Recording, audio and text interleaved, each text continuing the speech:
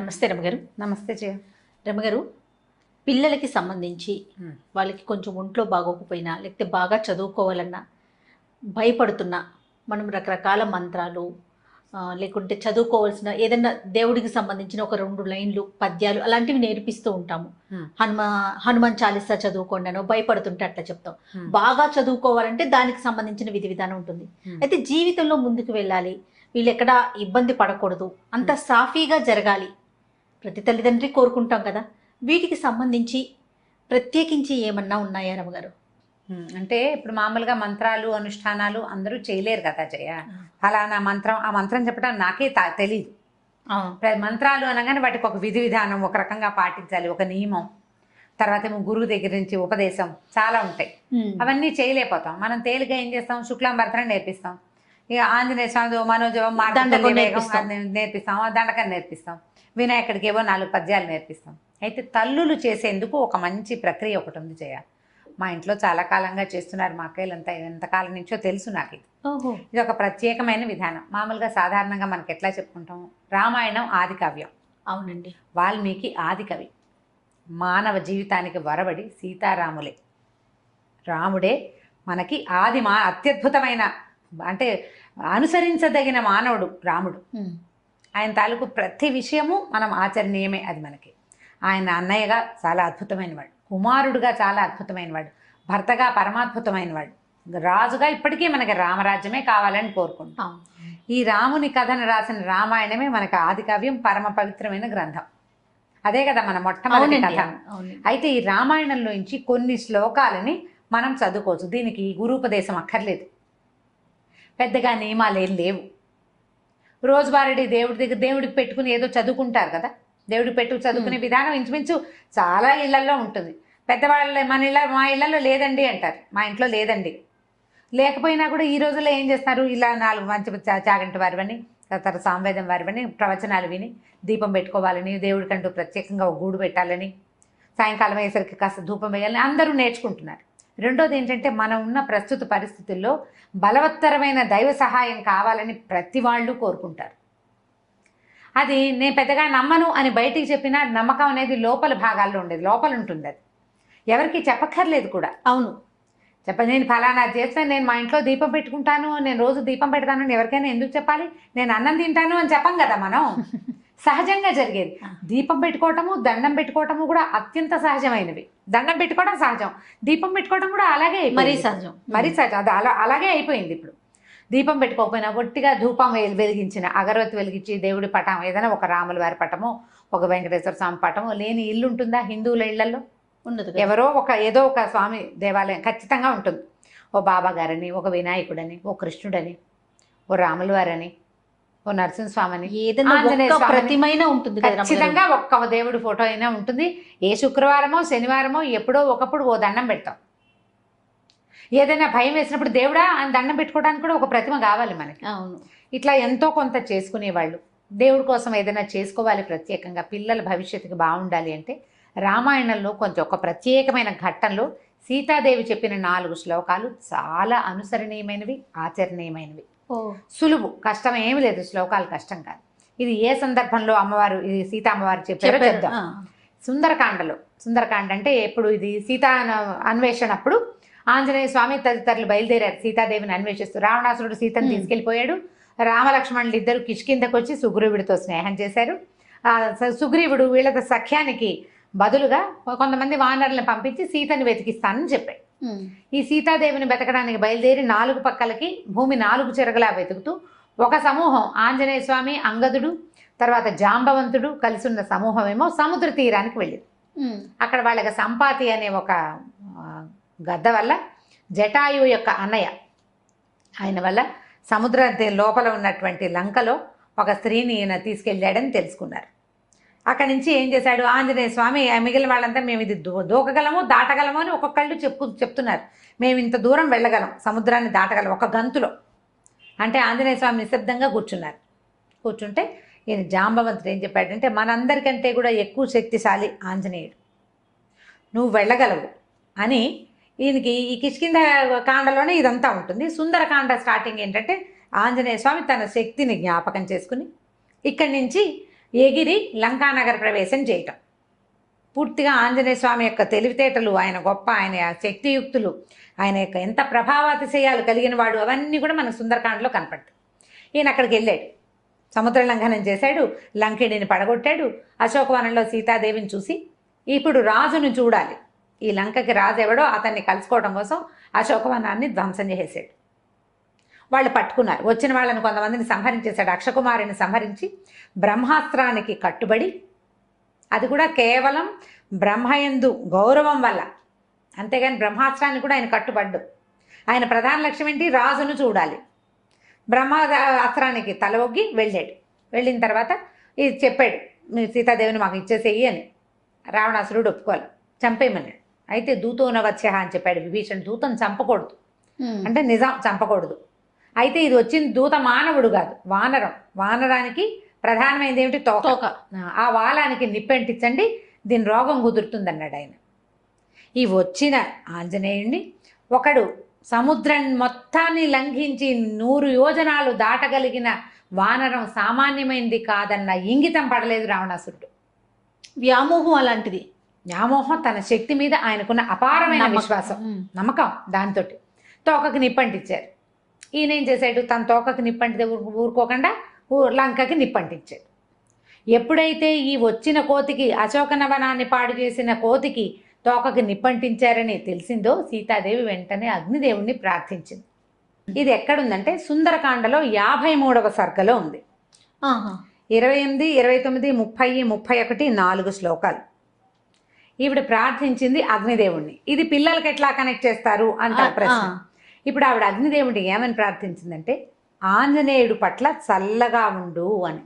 అగ్ని దాహకత్వమే అతని లక్షణం, కాల్చటం ఆయన గుణం. అవునండి.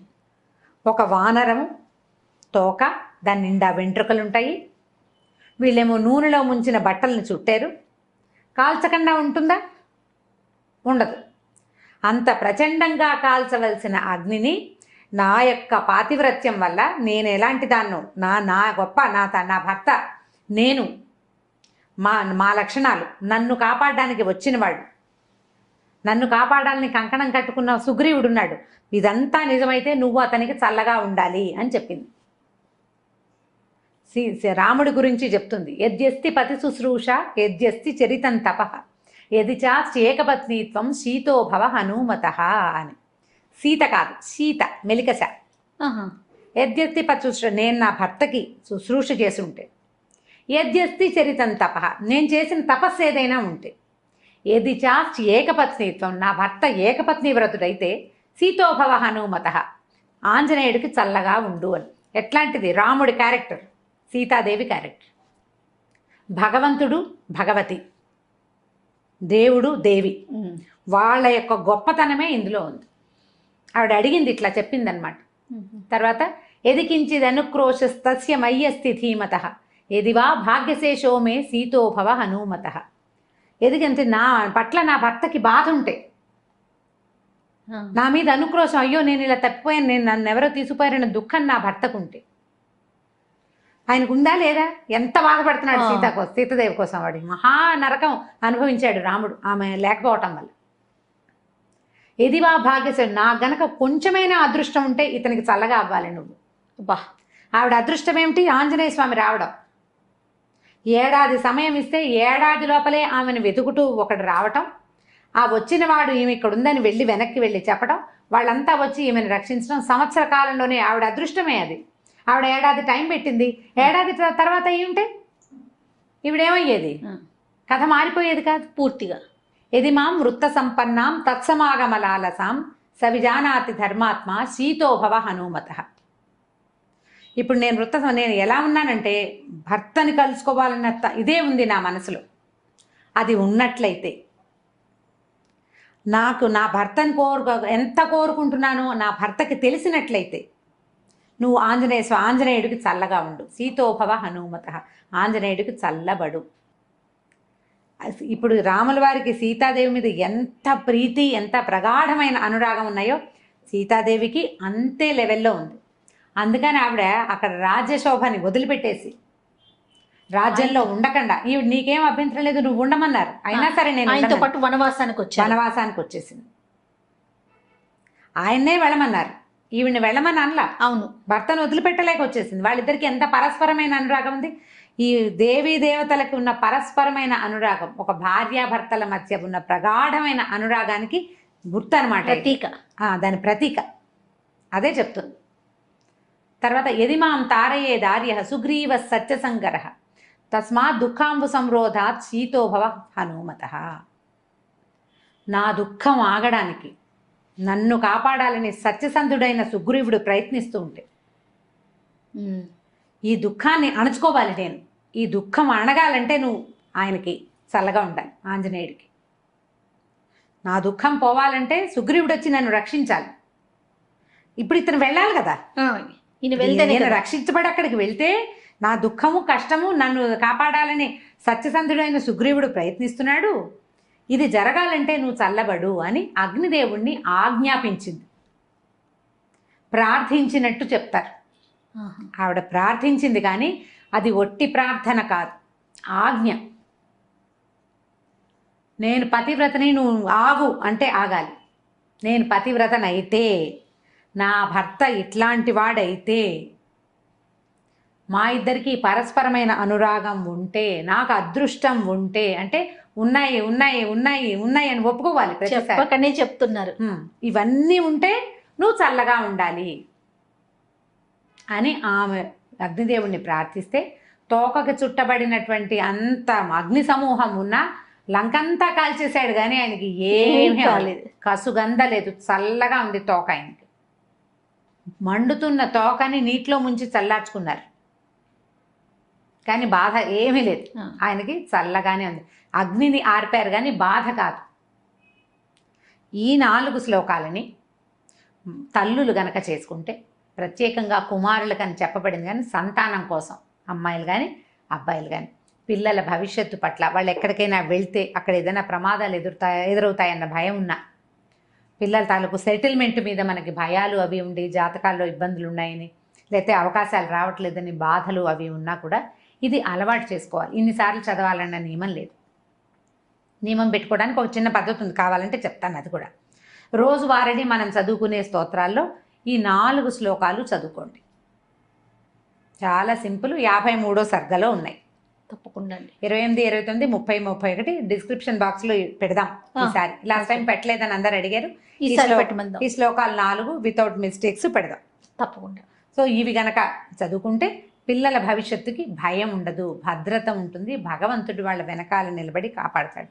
రామాయణంలో ప్రతి అక్షరము మంత్రమేనని చెప్తారు. ప్రతి శ్లోకానికి దానికి ప్రత్యేకమైన శక్తి ఉంది.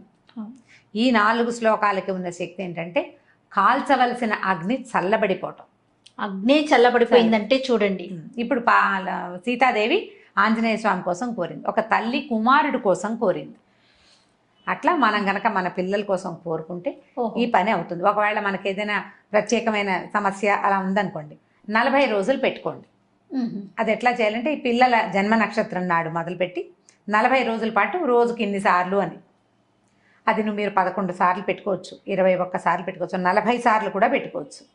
ఈ 40 రోజులు అయిన తర్వాత ఎక్కడైనా ఒక ఆంజనేయ స్వామి దేవాలయంలో పానకం చేయించటము, ఏ వడమాల వేయించటము, ఆకుపూజ చేయించటము, అట్లా ఏదైనా చేసుకోవచ్చు.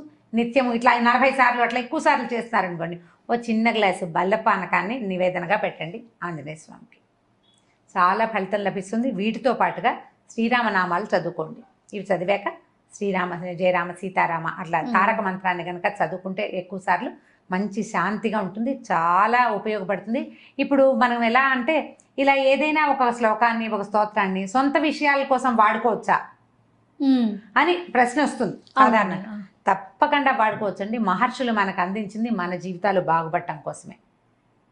ఇప్పుడు దుర్మార్గుడైన కుమారుని కాపాడాలని అలాంటి భావాలతో ఉన్నా కూడా పిల్లలకి సజావైన ప్రవర్తన. కరెక్ట్. వాడు దుర్మార్గుడు, వాడు ఏదో చెడ్డ పని చేశాడు, వాడు రక్షించబడాలి, వాడు జైలు అయిపోకూడదు, ఏదో అందరు దొరికిపోకూడదు అని భావించి మీరు చదువుకుంటున్నారు అనుకోండి. అది కూడా తల్లుల ఇంటెన్షన్ ఏంటి, నా పిల్లాడు బాగుండాలని. బాగుపడతారు పిల్లలు. దుష్ప్రవర్తన ఉన్న పిల్లల కోసం కూడా ఇది తల్లులు గనక చేస్తే వాళ్ళ ప్రవర్తనలో కూడా మార్పులు వస్తే చాలా ఉపయోగపడుతుంది. మనకి పూర్వం నుంచి పెద్దవాళ్ళు చెప్తున్నదే రామాయణ అంతర్గత శ్లోకాలు ఇట్లా చాలా చోట్ల మనకు చెప్పబడతాయి.